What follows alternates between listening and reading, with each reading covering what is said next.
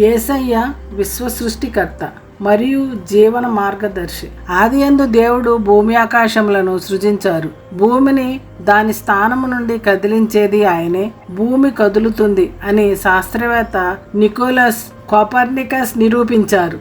భూమి గంటకు 1000 మైళ్ళ వేగంతో తన చుట్టూ తాను తిరుగుతూ సెకనుకు 18.5 మైళ్ళ వేగంతో సూర్యుని చుట్టూ పరిభ్రమిస్తుంది. కేవలం భూమి మాత్రమే కాదు, సూర్యుడు, ఇతర గ్రహాలు మరియు నక్షత్రాలన్నీ నిరంతరం చలిస్తూనే ఉన్నాయి.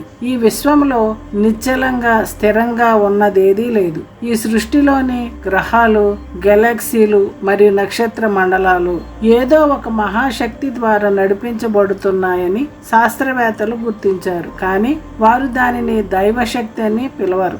భూమికి గురుత్వాకర్షణ శక్తి ఉందని శాస్త్రవేత్త న్యూటన్ వెల్లడించారు. ఒక్క భూమికి మాత్రమే కాదు, విశ్వంలోని ప్రతి వస్తువుకు ఈ గురుత్వాకర్షణ శక్తి ఉంటుంది.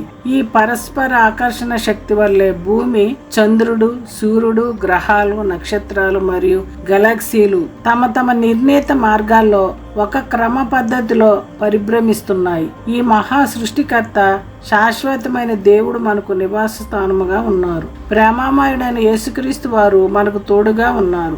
విశ్వాన్ని క్రమబద్ధంగా నడిపించే ఆ దేవుడు మన జీవితాలను కూడా యేసయ్య ద్వారా క్రమ పద్ధతిలో నడిపించి పరలోకానికి చేరుస్తారు. కాబట్టి యేసయ్య యందు విశ్వాసం ఉంచుదాము.